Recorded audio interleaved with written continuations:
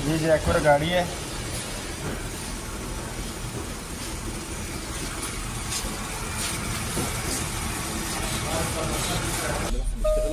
ये जैक्वर गाड़ी है, ये देख सकते हैं आप। अंदर से इंटीरियर इसका कितना ही ज़बरदस्त है। ये इसकी ब्रेक पैड की ऑप्शन आ रही है।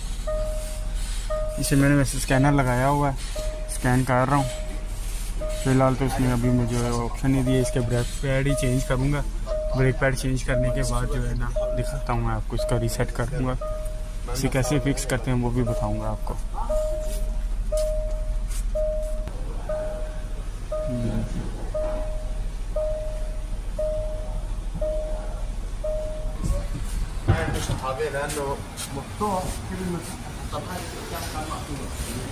ये इसके ब्रेक पैड वगैरह चेंज किए हैं।